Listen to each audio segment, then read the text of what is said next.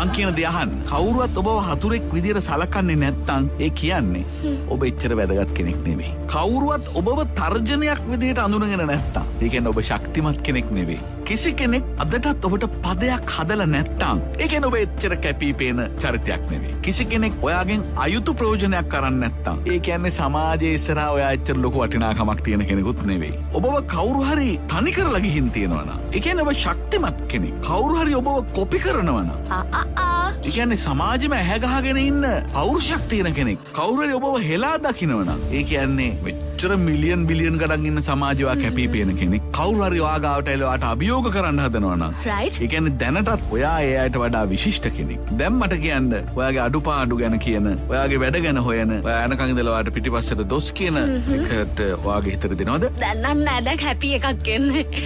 ඔන්න ඔය මිනිස්සු මගෙන් අයුතු ප්‍රයෝජන ගත්තාවේ මට යමක් කරන්න පුළුවන් කියලා කෙනෙක් හිතනවා. ඔව් අනිවාර්යෙන්.